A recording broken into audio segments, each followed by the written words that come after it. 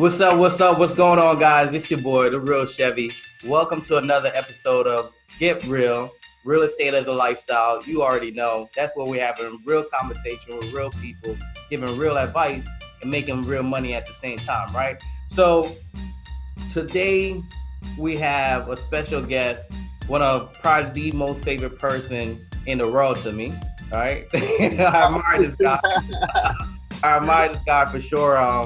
I talk him up a couple times on my Facebook stream where I'm like, man, I have an accountability buddy. We just accidentally fall into it. You know, right. we've been connected since March, and we recently just done a deal. Over I think it was like 2 or 3 weeks ago. We did a deal, right. And the biggest part about it, man, is that it's not even a deal that I wanted to bring him on and actually hold that conversation. It's more so just the story, just his journey, just as far as what he's been able to do with such a great background and coming from rags to riches type of scenario, man. I love the story itself. We got Donte McClendon on the Get Real episode, What's going on? Which is awesome. So Donte, man, just to kick it off, man, just tell us a little bit about yourself, man, and let's dive right into it. Awesome, man. Absolutely. Well, thank you for having me. I definitely will echo that, man. Just your vibe attracts your tribe, right? And what you put out there and the level of just excellence that you carry within yourself will be recognized by other people with equal or greater value than what you have. And so we met a couple months ago at the real estate We Live 19. We Live 19. And just off the jump, man, just had an instant connection. And I just knew, like, this guy's a hustler, man. This guy is the real deal. And, a lot of times in Chevy, you probably have encountered this, and some of you watching may have seen this. You go to these events, there's a lot of people, you're constantly shaking hands, introducing yourself and all of this, and you get people's contact information. But how many times do you actually call them, right, and follow up with them and see how they're doing? And we're actually in different states, right? But I just knew something was different about you, and I'm like, I gotta watch this guy's journey. And so, not too long ago, we reached out, we started connecting, and it was just like, we're doing the same thing, man. We've got the same goals. Our goal is to win. Our focus is win at all costs, right? And that's some real advice for you, right? Real advice, real money, real talk. Real talk, win at all costs. And, you got to count the cost to know what you got to pay and right. Be willing to pay it. And I think, that's part of a little bit of just unfolding my story is, our value is not just our environment. We can add value to our environment no matter what limitations are imposed on us, right? So anyways, Chevy and I did a deal together recently, and even through that deal, right, we had a lot of hiccups through that process. Yeah, definitely, man. But we figured it out. So a little bit about me. Shout out to you guys that are watching this. Hopefully this is maybe an encouragement to you. Chevy and I had a conversation recently, and we were just talking about, it didn't even dawn on us until he said, he's like, we're like accountability partners, right? And the accountability is to the goals that we both have, again, to win, but more specifically to dominate the space that we're in. And you may be watching this and you may not even be in real estate, right? But the goal, the reality is that we have to become people that refuse to lose, right? And no matter what your background is, your trajectory is well within your hands, not just within the limitation of what you have, your resources, but there's a limitless amount of resources. So for my story, man, I grew up in Pennsylvania, right? So shout out to you Eagles fans out there, right? Yeah. Shout out to you Eagles fans, or Steelers, either way. But I represent. I live in Texas, but I gotta hold it down, Chevy. I gotta be real, man. Hey man, I, You I know? I can't even talk. I'm a Giant fan, so Okay.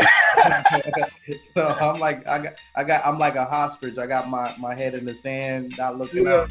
I'm like, hey, did they win? Did they not win? So okay, Yeah. all right. So My- you're from Philadelphia.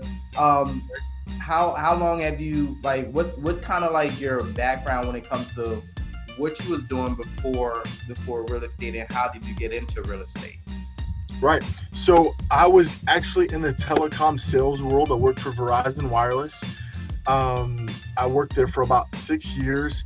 And I don't have that story that I was just hated my job. Dude, I loved my job, right? Because I realized that my success and my happiness in a place wasn't just dependent on my employer or the environment, but like I had the ability to drive myself and to win. And so I just set goals within myself. But I worked for them for 5 years, did really, really well with the company. I was a president's cabinet winner, and I ended up being like 7 in the company out of 17,000 reps in sales.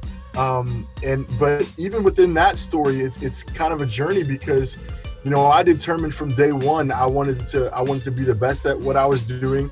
And I think the 3rd year that I was with the company, I had set a goal to I was working out one day, Chevy, and I was listening to some motivational deal, and the guy was talking about, I think it was like Brian Tracy or one of these guys, Zig Ziglar, and he was talking about how he decided to be like number top in the company, right? And I was like, shoot, I should top in the company.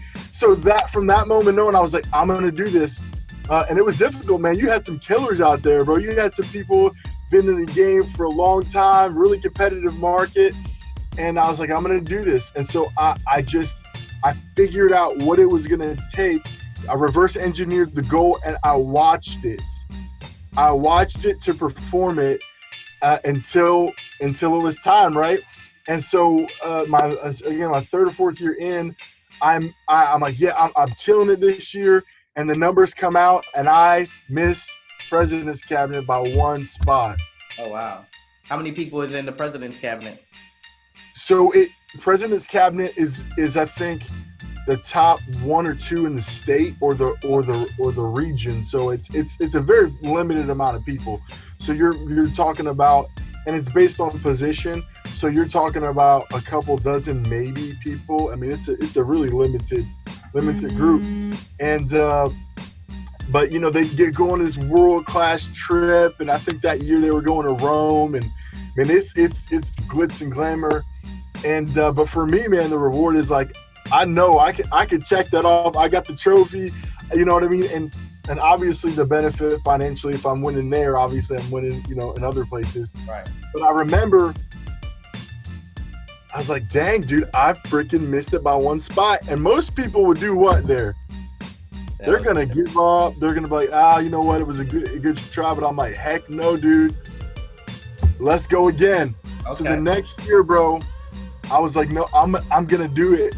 And so I worked tirelessly, man. I put in the time, put in the effort, come in, work overtime, whatever I needed to do to win.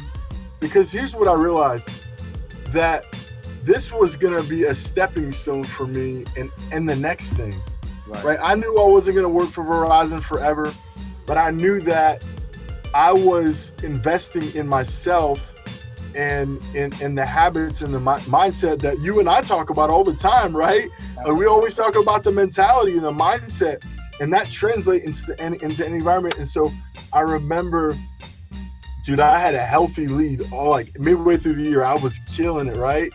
But I couldn't let off the gas. So end of the year comes, and I knew I won president's cabinet.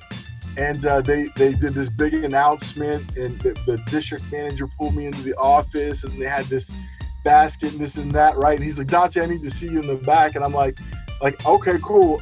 I'll need to hurry up because I need to get back on the floor and kill it again. You know what I'm saying? Because I'm working for next year. So Absolutely. this cabinet was already won, but I'm like, shoot, like I'm looking at my watch thinking, okay, great. Like give me the revise. Yeah, great. Let me go back and hustle again. Right.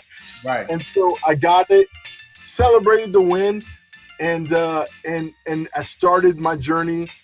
It was great, dude. Went to Maui, trip of a lifetime, dude. I'll never forget it.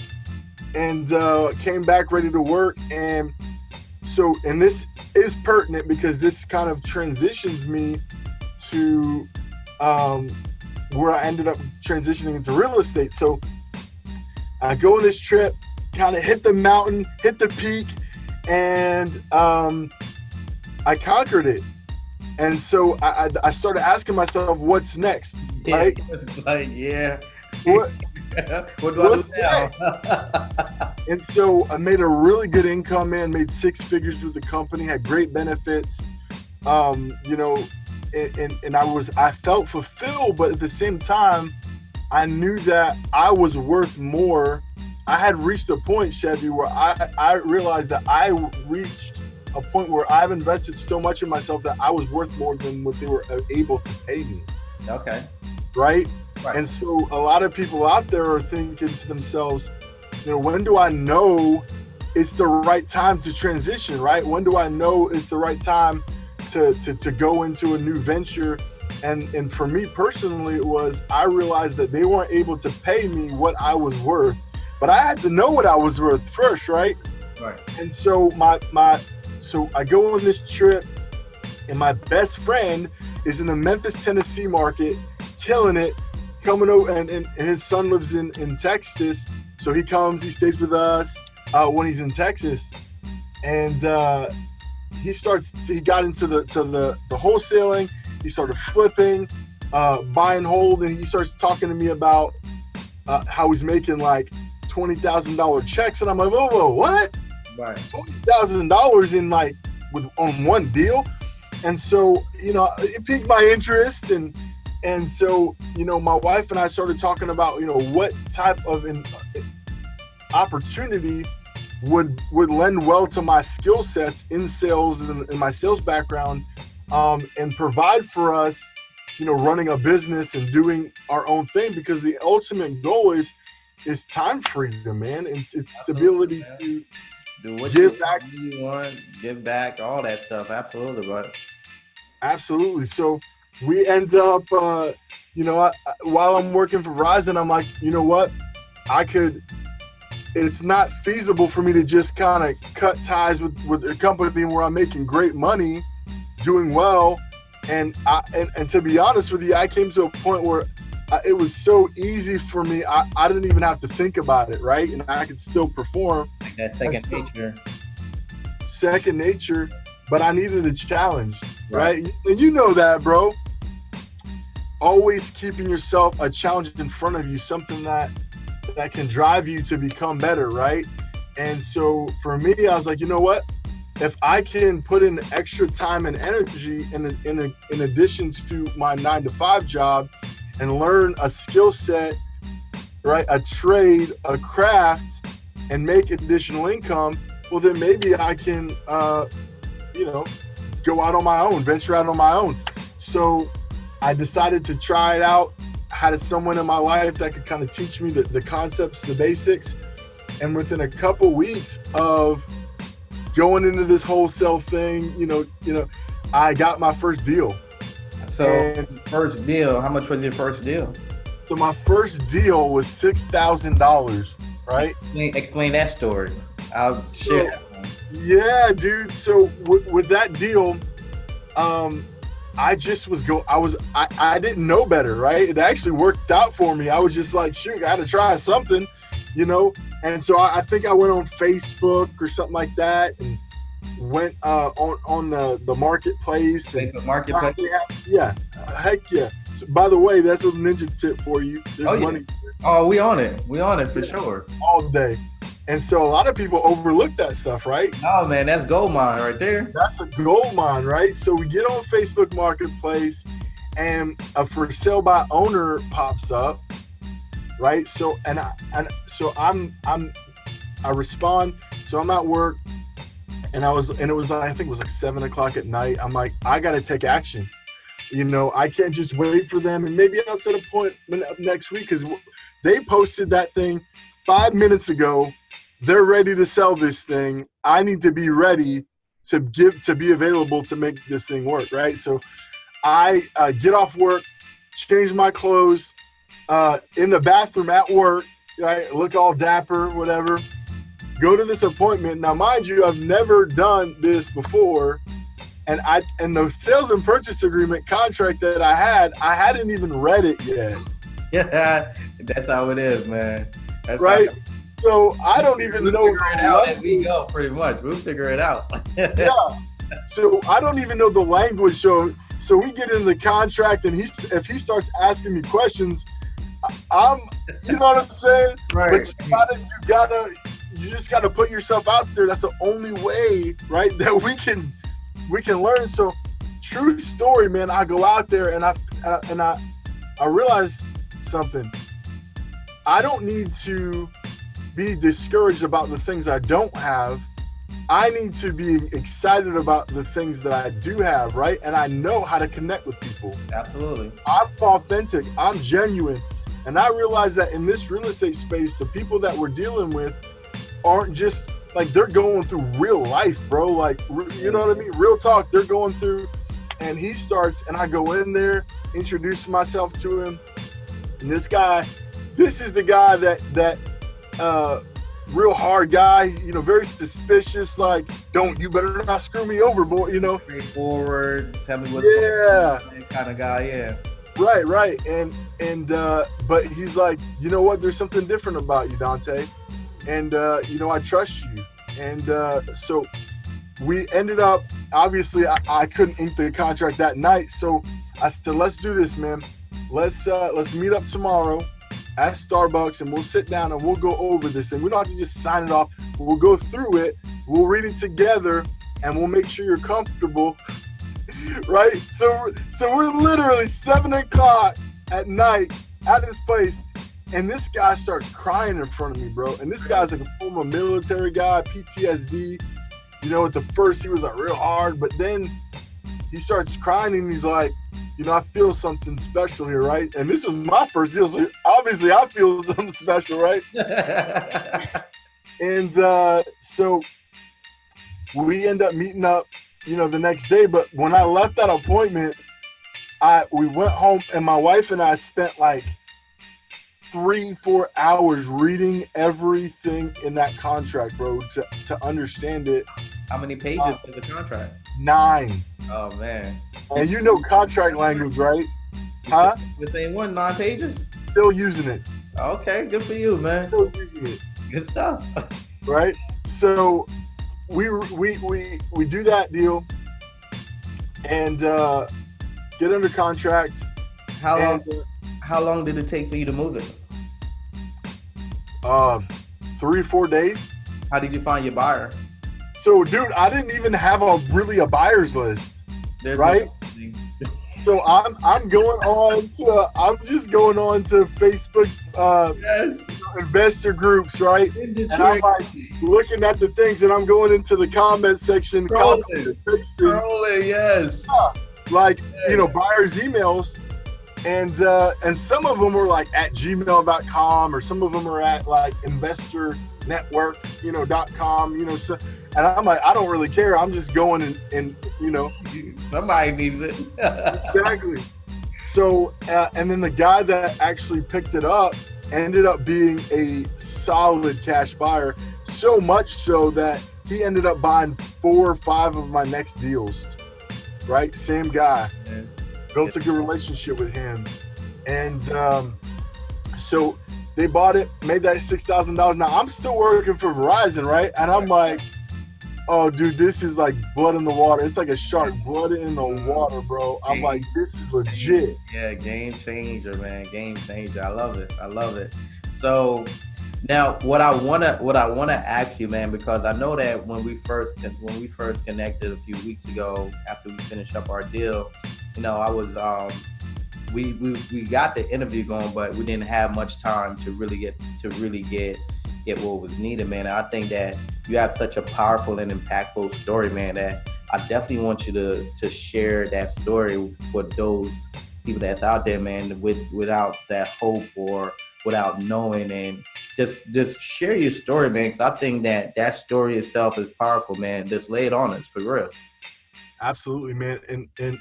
And for me, man, it's a lot of people misconceive like that success predicates on success, and at some level it does, I guess. In other words, like your background doesn't determine your foreground, like what's ahead of you. And for me, like I realized that my success in life is dependent on who I am as a person. And who I am as a person is a response of the choices that I make and the things that I believe about myself. And so for me, I grew up in Pennsylvania, Allentown, Pennsylvania. Al from Jersey, right? And Al from Jersey, which you're from. Yeah, man. Jersey all day, baby. So I'm from Jamaica. I grew up in Jersey. Okay. So true story. One of my favorite memories as a kid in Allentown was right around the corner from our house. There was a Jamaican store, and they had Jamaican patties, bro. Okay. Love me some Jamaican patties, bro. I mean, I probably still have scars from my mouth getting burned. Burn of the roof of your mouth. Burn. Those patties do be hot, man. They do. But it's just Good, amazing. good. Man, it's so good. So anyways, so I grew up in the inner city. My mom, unfortunately, started to get into some things she shouldn't have, getting heavily into drugs. And it just really led to a ton of dysfunction. Man, I grew up, I was the youngest of 3 kids. I'm a mixed race, so my dad's black, my mom's white. Now, if you were to call my mom on the phone, you would not know she's white, right. But she is, right? She's from the hood, so, but anyways, yeah. But yeah, so I grew up in dysfunction. And in those formative years, man, you start to build your identity, right? You start to build who you are, what you believe, your confidence or lack thereof, and my environment. To me at the time, I mean, that was my truth, right? Because that's all I knew. I didn't know anything better, and so at a young age, man, again, I remember literally my mom would be at bars and we wouldn't know where she's at. So we would literally go around to different bars asking people, hey, have you seen my mom? And just, a lot of fear, poverty, to say the least. My mom was involved in a lot of relationships, man, that weren't healthy, was abused quite a bit. So pops around to homeless shelters and women's abuse shelters. And for me at the time, man, it just was the normal, right? But over the first 10 years of my life, I started to develop just a belief that, man, maybe this life and maybe people don't love me, or maybe I'm not worth it. And I tried to take my life, man, at several times before the age of 10 years old. Wow. And because I didn't have hope, and the future that was in front of me, if it was anything like what it is now or what it has been, at the time, I just thought, well, why continue to perpetuate that life, right? And so everything progressed and it got worse, as it would normally happen. And so my mom, as she was doing drugs, she started dealing drugs, and I think I was like 9 years old, and I was watching cartoons or something like that on a school night, and I remember the door getting busted in. And there was a sting operation on our house, and they literally kicked the door in, and like you see on Cops, like bad boys, but like real life bad boys, what you gonna, and so they come in all raid gear, all that, and take my mom away in handcuffs. And I remember it was like 8, 9 o'clock at night. It was dark, the lights going, and my mom getting put in the back of the thing, and they were like, do you got some in your family, So we had some friends that took us in temporarily. Wasn't a much better situation because all our friends were into kind of same stuff, and We bounced there, and then we went to my uncle's house.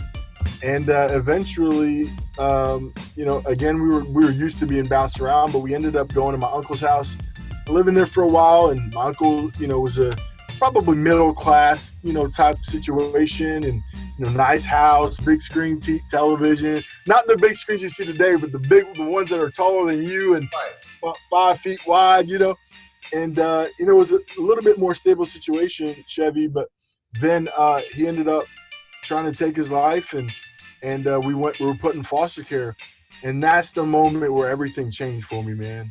My foster parents were Christians. They were very good, godly, moral people, but their mission on this earth was to, and I admire them, man, is to take these kids that are in the situations like that I was in, and my brother and a lot of other kids, and to show them a different way, And there's a lot of people out there that their hope is diminished because they don't see another way, and that's one of the reasons why I'm so passionate about being the best, is because if I can leave an example, right, from where I've come from, I may be able to be an inspiration to show somebody another way. So when I went to this foster home, Lane and Diane Southerly, I saw stability for the first time. I actually could expect that I was going to eat that night, and maybe even have breakfast the next morning, right? And I started to see what was possible, and it wasn't just a blip in it was a blip in the radar. This is what normal life actually looked like. And so we spent 2 years in that home, my brother and I, and my sister went to another home, but it completely transformed my life. And I realized that I wasn't just living for, now I was living for a legacy, and that I could be different, and that my kids one day could live different, and that my life did matter, and that, I was worthy, because I was ultimately loved, and they showed me love. And once you get that, and that changes on the inside of you, nothing on this planet can stop you, man. Curative issues on the title don't stop you. It doesn't matter what you do. There is nothing that can stop you, because the only thing that stop you is you, 100%. Right? Right, your perspective, your belief. You become what you behold, right? So if you're always looking at negative, well, guess what? You're going to believe that. You're going to do things that end up getting you what you focus on. So we end up living there for 2 years. My life has just completely changed. They show me that, Donte, you're loved. We love you. God loves you. And changed my life. But ultimately, my mom was still out there. She's trying to get her stuff together. She wants her kids back, as any parent, would want. And so we ended up moving back with my mom, right? So we're excited. I'm still I'm 12 years old at the time. And we're excited to be back with mom and be a family again.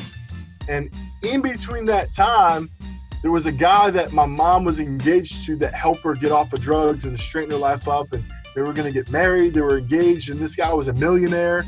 And life was, great. And ended up, bro, he ended up getting cancer and dying right before we moved back. And it just crushed her. Right. And so where did she go? She went back to the drugs. Yeah. We moved back. My sister was pregnant at the time. She was 15 years old. So now we moved back with my mom, who's completely, gone off the radar and back into the same situation. And it was tough for me, to be real with you, man. After living that life, the one that I knew that I was supposed to live, and going backwards, man, it was really deflating. And as you can imagine, over the next year and a half, it went south quick. We ended up going back into the same lifestyle, going into homeless shelters. And at the end of it, I was 14 years old. uh, family completely scattered. Uh, Brother ends up moving with his dad in California. Sister ends up living with some friends of hers.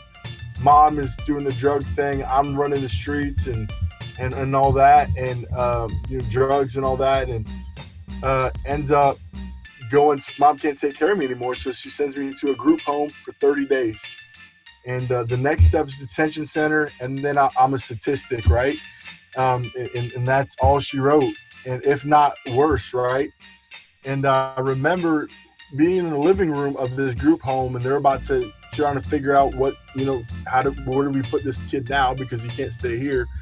And I remember getting this thought in my head, hey, why don't you call Lane and Diane, right? Your old foster parents, because that was the only good that you really ever had, and maybe they can, maybe you feel better if you call them. So I called them, and they had gotten out of foster care at the time when we left, and we end up going I end up calling them, and they were like, Donte, how are you doing? We've been thinking about you recently, and we've been praying for you, and we hope everything's going well. And I didn't have much of a good report to tell them, right? And but I was just real with them, and I was a bit depressed and a little ashamed, to be real with you, man, and how my life turned out, and after these people were so good to me. And they're like, Donte, hey, we got back in foster care. And I'm like, my ears perked up. I'm like, what, really? And they're like, yeah. And obviously I'm like needing a place to go, right? And that was the best, that was like paradise for me. And I brought it up, we'd love to live with you, guys. If, they knew I needed a place to stay, but challenge was they already had a limit for the size home that they had for the kids that could come there. And so we talked about it, and as excited as I got, I got bummed out because I realized that maybe that wasn't possible. So anyways, wanted to stay in contact with them, Chevy, and just a miraculous turn of events happened, bro. Long story short, they ended up going to fight for me, bro. They went to court, and they're like, we need this kid back. We need him to come back and live with us. We'll take care of him. He's already lived with us before. And the court overruled their normal decision, and they said, we're gonna let him live with you. And I went back at 14 years old and ended up living there until I graduated high school. And to this day, my kids call them grandma and grandpa, right? Because that's their parent. That's my parents. And they raised me, man. And I can't tell you, there's not a better family on the planet that I could have been a part of than their family, and it just goes to show, it's like there are people around us that are supposed to be a part of our story that we'll never realize unless we're alert and aware, and we ask and we put ourselves out there and we become vulnerable. And a lot of people don't want to become vulnerable because they've been hurt so much that they don't want to be hurt again. And it hurts more to hope and be disappointed, than to hope at all. And so for me, man, my encouragement to anybody, whatever you're doing, and just kind of my story is, don't ever give up on hope, because hope keeps you in the game long enough to get what you hope would happen, right? It keeps you in the game long enough. And when we can adopt that mindset that we talk about all the time, Chevy, I'm telling you, there is no limitation to what your life can become. And so, go ahead. I said 100%. I'm with it, man. That's a great story. Okay, so we're wrapping it up. Just as far as how long have you? So, like a little quick Q&A. How long have you been doing real estate now? So I've been doing real estate for just over a year now. Okay, just over a year. And what are your three? You don't have to give out like the secrets, but what are like your three lead sources? So, man, I tell people all the time, the biggest resource in this game, not just lead source, but resources, is networking. Okay. Right? Whether that's, joint ventures. I do a ton of joint venture deals on both sides, right? So if I get a lead, I'm all about that relationship game. 100%, 100%. Those income sources that way. I've got it on social media marketing. I've done your ringless voicemail drops, your mailers, knocking on doors. I mean, really all of it, man. I really don't limit it to one thing. But if I were to have to give one, I would say I've done well on social media. Okay, awesome, man. Done well on social media. Cold calling was not my thing, and it works for a lot of people, but it just wasn't my thing, bro. Okay, awesome. But yeah, I would say networking, joint ventures, social media, and marketing, like through those different platforms. Awesome, man. So you've been in business for a year now, and overall, what would you say your first year in business? What was your growth first year in business? Gross first year, I think I ran the numbers the other day. It's just a little over 100,000. Good stuff, man. Awesome. And then, if you count what I did from year to year, so year over year would be right. I think I was like 106 or something like that. But we're trending to do that within the last. That's again year over year. So from the time I started till today, if you were to map that year out, right, just over 100. Awesome, man. And then, not including what I have in the pipeline right now. Cool. So, and then my last question for you, man. Like, what is that advice that you would give to that new guy or girl that's just getting their feet wet, just getting started in the industry as far as being an entrepreneur, venturing off into real estate? I would say, it's so cliche, but your network is your net worth. And honestly, I'm gonna change it up a little bit on them. Your network is your self-worth. Okay. In other words, the people that you surround yourself with are going to influence you and who you're becoming, and who you're becoming is going to directly influence what you attain, right? So more than just the net worth thing, it's who your self-worth and the confidence. Like how many times do you and I call each other and just like, after we get off the call, we're like, let's go freaking buy a commercial building or whatever, Right. We don't know what we're doing, but we're like, you know what? We know that we're going to do whatever it takes to get it done. So I would say that. Yeah. Yeah, absolutely, man. That's good. That's good stuff, man. That's good. So, man, there you have it, guys. Another episode, Get Real, Real Estate as a Lifestyle. Don't forget, wake up, grind, repeat.